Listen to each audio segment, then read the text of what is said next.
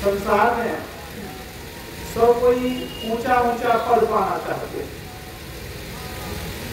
संसार में ऊंचा पद क्या है?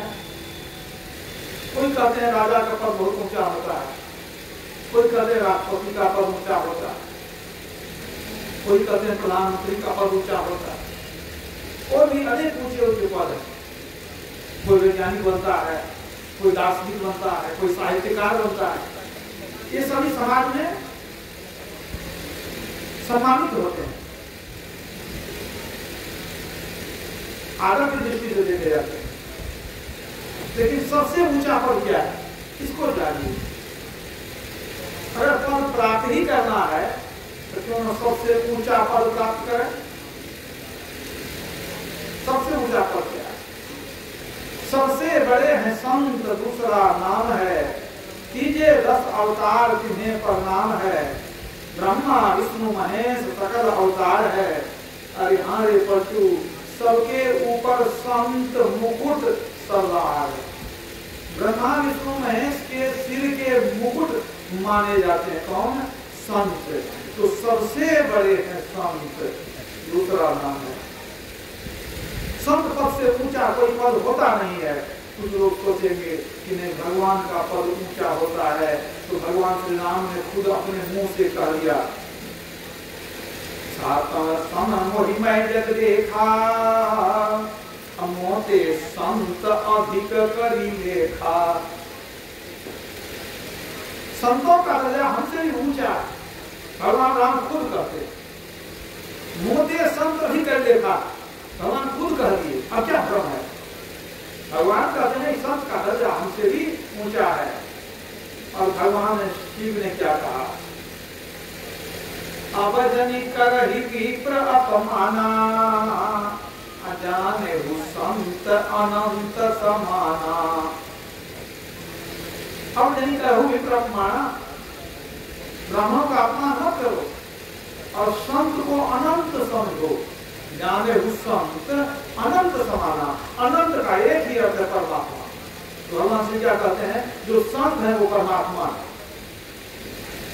संत में परमात्मा में भेद नहीं है, भगवान शिव का। इससे पता चलता है कि संत का दर्जा कितना ऊंचा है। तो संत कैसे होते हैं? संत बड़े सरल होते हैं, संत बड़े परोपकारी होते हैं, अहिंसक होते हैं, सत्यवादी होते हैं, गुणों के खान होते हैं। सतविकार जित अनघ अकामा, अचल अकिंचन सुचि सुख धामा। अमित बोध अनीह मित भोगी, असत्य सार कवि कोविद जोगी। इन दो चौपाई में सब गुण बता दिया है तुलसीदास ने। संत कैसे होते हैं? सब गुण ही गुण है। खट विकार भी अनघ अकामा, वे 6 विकार को जीते हुए होते हैं। अनघ पाप रहित होते हैं, अकामा उनको कोई कामना नहीं रहती है, अचल अपने धर्म पर दृढ़ रहते हैं, अकिंचन थोड़े में संतुष्ट रहने वाले, ज्यादा पैर नहीं फैलाते, सुचि वो परम पवित्र होते हैं, सुख धामा वे सुख के धाम। ऐसे जो संत होते हैं जो परोपकार के लिए ही संसार में आते हैं, हर उपकार वचन मन काया, संत सहज स्वभाव ठगराया। उनका सहज स्वभाव है परोपकार करना। जैसे हम लोगों को कुछ मिल जाता है, धन संपत्ति, तब खुशी होती है। किसी दुष्ट व्यक्ति को खुशी कब होती है? जब किसी को दुख देता है। लेकिन संत का स्वभाव का जो किसी का उपकार करते हैं तो उनको खुशी होती है। ये उनका स्वभाव है। उनको खुशी कब मिलेगी? जब वो दूसरे का दुख हरेंगे, दूसरे का उपकार करेंगे, तब उनको खुशी होती है।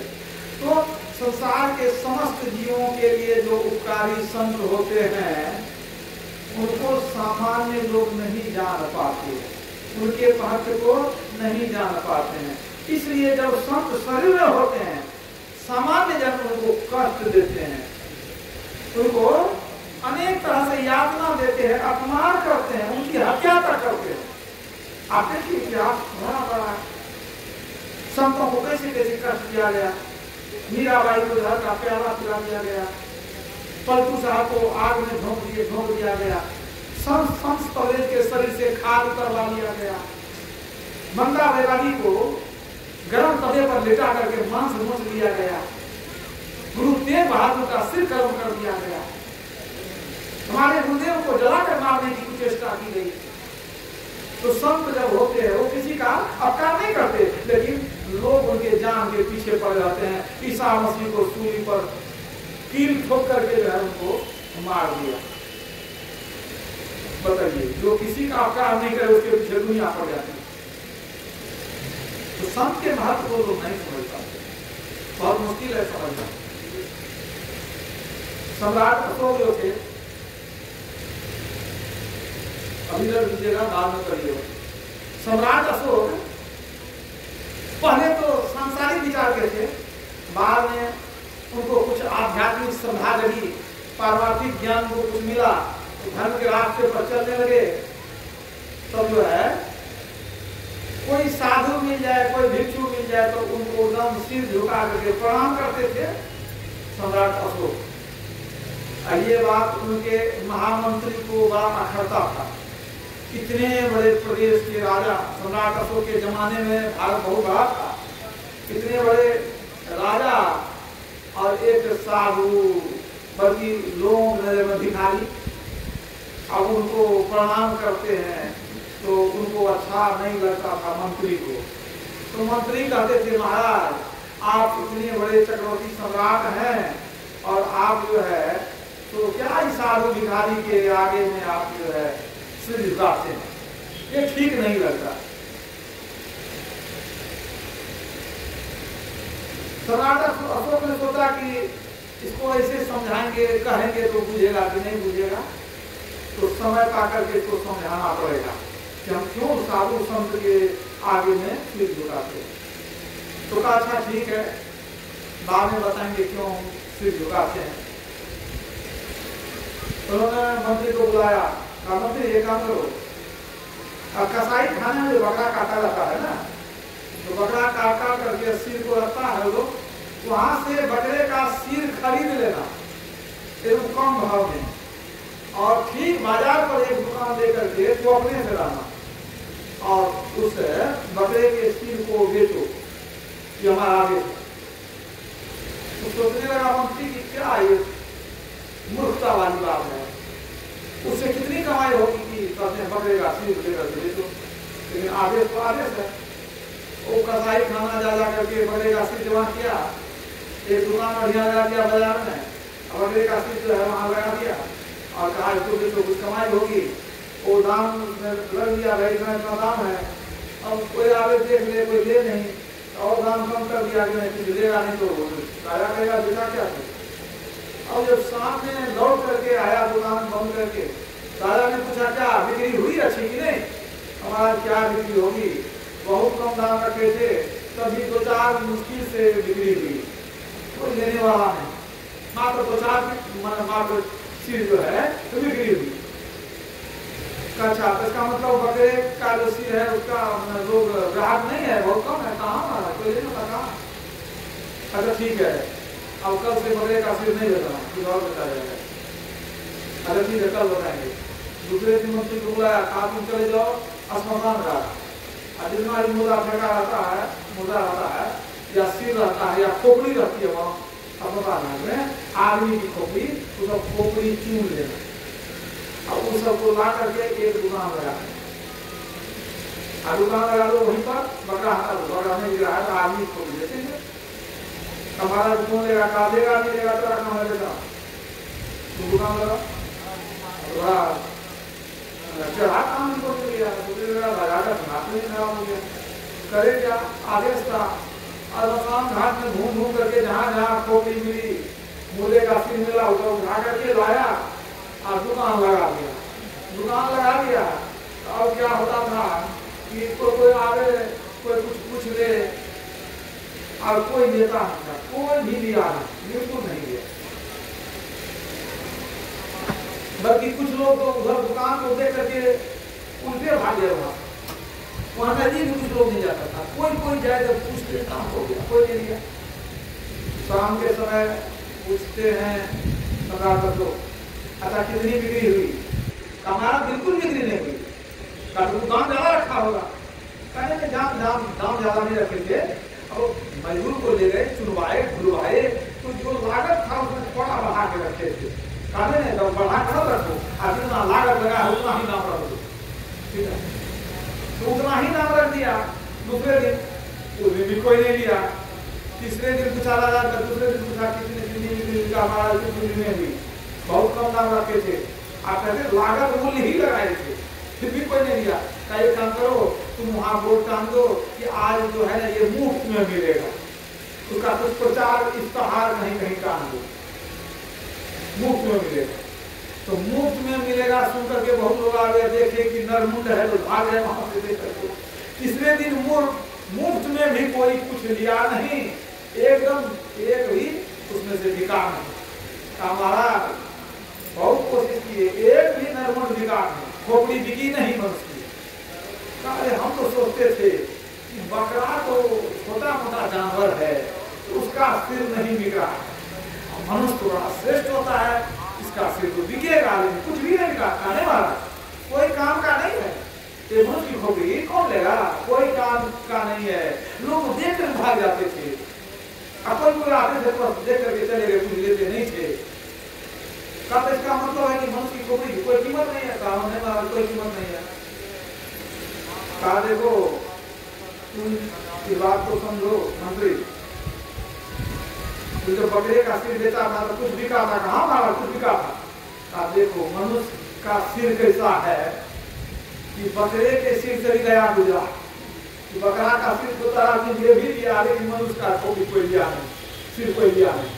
मतलब एकदम निकृष्ट है, कोई काम की चीज नहीं है, बकरे से ही गया गुजरा मनुष्य का सिर है। अब तुम बताओ, लोग एकदम बेकार है, जिसकी कोई कीमत नहीं, खुटी कोई देने वाला नहीं है कोई, और वह सिर अगर हम साधु संतों के आगे झुका देते हैं तो तुमको कष्ट क्यों होता है? तो क्या कीमत है? यही सिर हम आगे झुका देते हैं, संतों के चरण में रख देते हैं, तो जिसकी कोई कीमत नहीं, कोई पूछने वाला नहीं, तो उसको हम झुका ही दिए, चरणों में रख ही दिए, तो क्या गया तेरा? तो उसको ज्ञान हुआ। सिर कटु तुमरी समतूला, अजय नमक हरि गुरु पद मूला। तुलसीदास जी कहते हैं वह सिर चित्रलोकी के समान बेकार है। चित्रलोकी होती है ना, सब्जी भी नहीं खाई जाती है, वह सिर चित्रलोकी के समान बेकार है। तो संत सदगुरु के शरण में नहीं झुके, भगवान के चरणों में नहीं झुके, वो सिर बेकार है। जिसके अंदर अहंकार है वो सिर नहीं झुकाता। बहुत अहंकार है, बहुत बड़े आदमी है, हम कैसे सिर झुकाएंगे? ये साधु महात्मा सब तो भिखारी होते हैं, छोटे लोग होते हैं, इनके आगे क्यों सिर झुकाएंगे? एक बात और याद रखिए, किसी शायर ने कहा है, झुकता है वही जिसमें जान होती है, अकड़ तो मुर्दों की पहचान होती है। जिसमें जान है वही झुकेगा, और जो मुर्दा है तो भी झुकेगा? मुर्दा का सिर झुकाइएगा तो झुकेगा नहीं। तो वही कहा गया, झुकता है वही जिसमें जान होती है, अकड़ तो मुर्दों की पहचान होती है। तो संतों के महत्व को समझिए, आखिर संतों का इतना महत्व क्यों कहा गया, क्या विशेषता है उनमें? उनके पास जो है वो किसी के पास नहीं है। राम अभिमल रस औषधि रहत संत के पास, लक्ष्मीपति अनुपान से करत व्याधि सब नाश। सारे व्याधियों का नाश होगा संतों के बताए अनुकूल जो रास्ते का अनुसरण करेंगे, तब संतों के शरण जाएंगे, उनके उपदेश को ग्रहण करेंगे, तभी हम सभी दुखों को छू सकते हैं। वरना जो राजा बन जाए तो भी उसको चैन नहीं है, सुख नहीं है, शांति नहीं है, बल्कि ज्यादा चिंता लगी रहती है। तो आप देखिए, बहुत ऊंचा पद मिल जाए, सुंदर परिवार हो भरा पूरा, धन बहुत ज्यादा हो, संसार में जय जयकार हो, प्रतिष्ठा भी बहुत हो, लेकिन फिर भी शांति नहीं, चैन नहीं। जितने बड़े लोग हो जाते हैं उनको और बेचैनी, और परेशान। संसार में किसको सुख शांति है? तो बताइए, जो गरीब है वो पैसे के लिए मतलब जलते रहता है कि हम अभाव में मरते रहता है। अब बहुत पैसा हो गया तो इनकम टैक्स का खतरा बना रहता है, कब पुलिस का छापा पड़ जाए ठिकाना नहीं है, अलग परेशानी हो जाती है। तो सबके सब दुखी है। तन धरि दुखिया काहू न देखा, और जो देखा सो दुखिया हो। सब सुख खोजते हैं, सब दुख में पड़े हुए हैं। तो ऐसा क्या बात है कि खोजते हैं सुख मिलता है, दुख गलत जगह में ढूंढते हैं, गलत जगह में जाकर खोजते हैं। तो आप कहेंगे सही जगह कौन है? तो सही जगह कौन है इसको समझिए। आपको धन खोजना है तो जो धनी है उनको जाके पूछिए धन कैसे मिलेगा। आपको ज्ञान चाहिए तो जो ज्ञानी है उनको पूछिए कि ज्ञान कैसे मिलेगा। आपको सुख चाहिए तो जो सुखी है उनको तो पूछिएगा सुख कैसे मिलता है। आप देवी देवता के पास जाके सिर नवाते हैं, हे भगवती, हे देवी, हे भगवान, हमको दुख हर लीजिए, है ना। हे भगवान श्री राम के हमारा दुख हर लीजिए। तो क्या भगवान श्री राम के जीवन में दुख नहीं था कि आपका सब दुख हर लेंगे वो? पहले उन्हीं को पूछिए कि आपके जीवन में दुख था कि नहीं।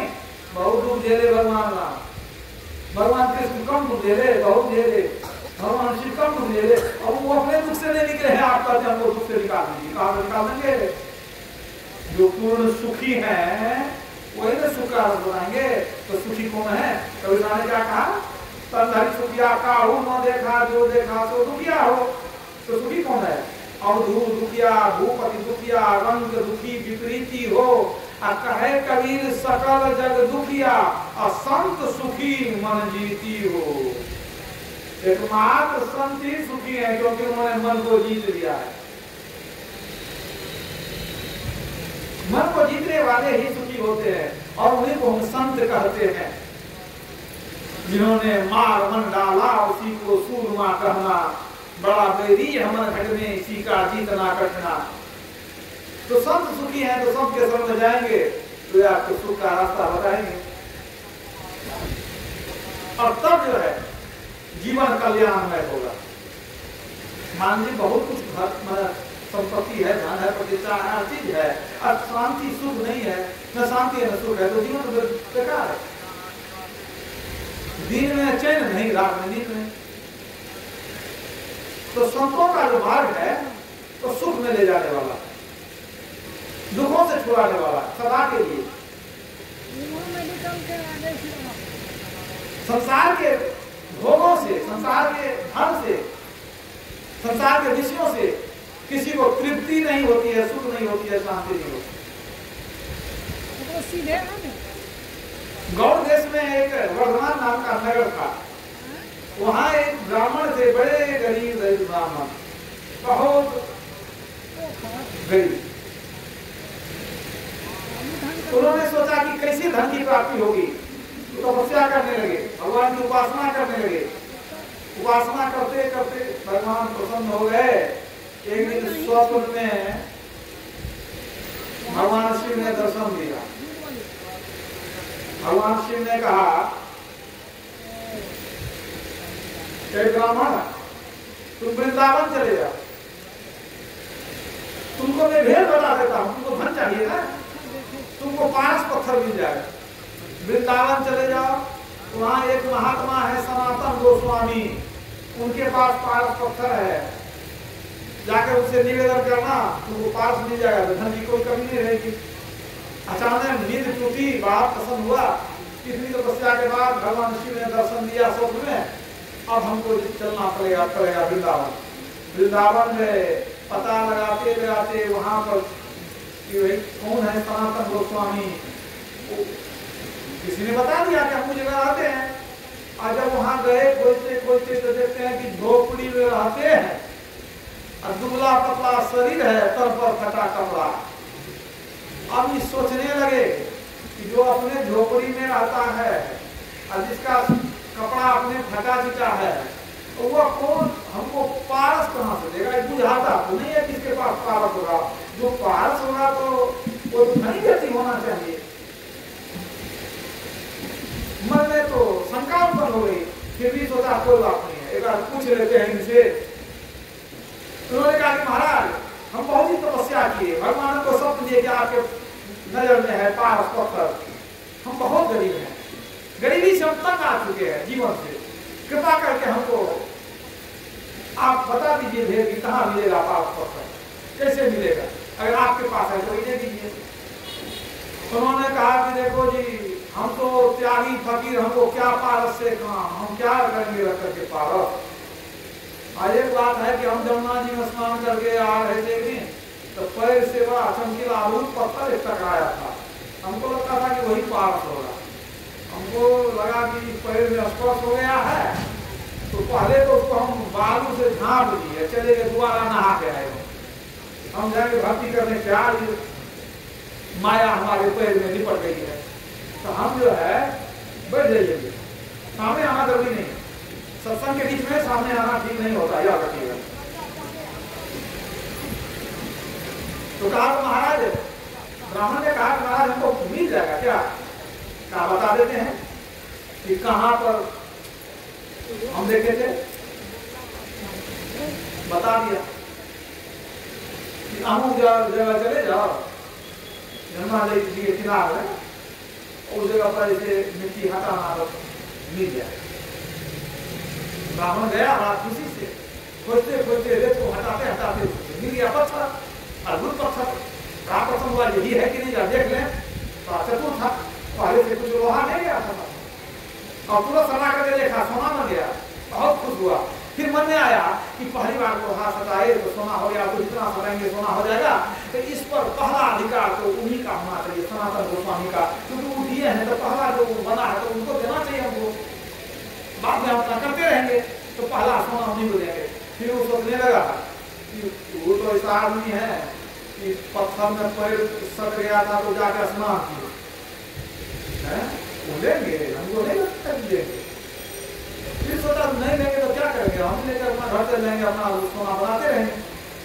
अब जब वो पारस को लिया, सोना भी लिया, सोचा कि चलेंगे घर। फिर मन में एक बात ख्याल है, जिस धन के लिए हम कितने वर्ष तपस्या किए, भगवान शिव प्रसन्न हुए, वरदान मिला, कहाँ घर था मेरा, कहाँ से भटकते भटकते वृंदावन आए, महात्मा जी से मिले, कितना कष्ट उठाए, तब जाकर हमको जिस धन की प्राप्ति हुई, वह धन तो सनातन गोस्वामी को पहले से मिला हुआ था, मिला होगा ना।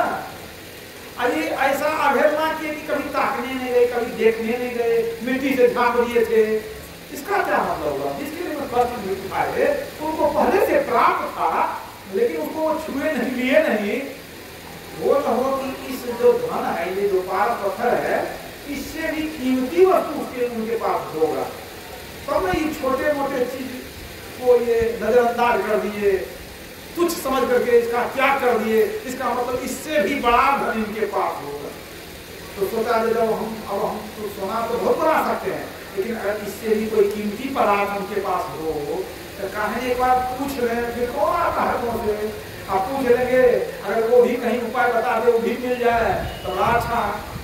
तो गया, कहता है महाराज जी का कहो मिला के, नहीं कहा नहीं मिल गया, वो तो मिल गया, फिर कहा गया है हमारा मन में जिज्ञासा, जो हम इतना कष्ट उठा के पाए वो तो पहले से मिला था, आप उसकी उपेक्षा कर दिए, कभी देखने नहीं गए, कभी कुछ हुए नहीं। इसका मतलब है कि इससे बहुत ऊंचा बड़ा धन आपके पास है। महात्मा जी ने सिर हिलाया, तो है, तो कहा महाराज तो कुछ भी बता देते ना, वो हमको चाहिए, कहा सही चाहिए, कहा महाराज हमको वही चाहिए, वो चाहिए हमको, जब धनी हुए ही हैं तो सबसे बड़ा धन मिल जाए तो और बढ़िया है ना।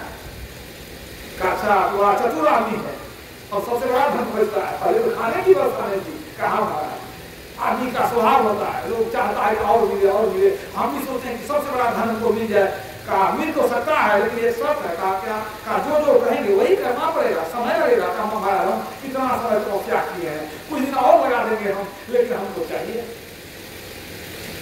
का सोच विचार दो, परीक्षा कठिन है, काले महाराज जो कहिएगा हम सब करने के तैयार हैं, हमको विश्वास है आपका जरूर है, क्योंकि आप प्रसन्न देखते हैं, आनंद में देखते हैं हमेशा, आपको जब भी देखें आनंद में देखते। कहते काम करो, ये जो नकली धन है ना तुम्हारे हाथ में, काटो नहीं, सोना कहाँ, पास कहाँ, ये दोनों को उठा कर ले जाओ, पहले गंगा जी में पे करके आओ, तब हम तुमको बताएंगे। तो मन हिचक गया कि फेंक लेके नहीं बेटे खाए, तुमको चाहिए कि नहीं बड़ा धन, कहा हमारा चाहिए, कहा पर फेंक लो, फेंक कर दिया उसको, का पानी फेंक देंगे कि गाड़ निकाले, गाड़ में पानी में एकदम फेंक दिया और जाकर के पानी में फेंक करके आ गया। कमाया, अब धर्म को चाहिए का होना आसान नहीं है। अब जैसे जैसे कहते हैं वैसे करो, कहा ठीक है वही करेंगे। कहा के नहा करके और फूल का माला लेकर के, फूल माला लेकर के आया, बैठ करके उनको नाम दान दिया, ब्रह्म ज्ञान की दीक्षा दे दी उसको। कहा दीक्षा तुमको मिल गई ना, अब बैठ करके इसी कुटिया में हमारे साथ बैठ के ध्यान भजन करो। अब देखो कुछ समय के बाद तुमको कौन सा लाल मिलता है। लाल लाल जो सब कोई कहे सब की गांठी लाल, गांठी खोल के परखे ना हिंसा से है वो कंगाल। वो लाल मिलेगा कि तू पहले कंगाल था ना, कहा कंगाल थे, कहने वो लाल मिलेगा कि तेरा जीवन निहाल हो जाएगा, उससे बड़ा कोई धन नहीं है। और जब ध्यान भजन वो करने लग गया, ध्यान भजन करते करते उसको ब्रह्म की अनुभूति हुई, ब्रह्म ज्ञान प्राप्त कर लिया। वो भी संत के शरण में रह करके संत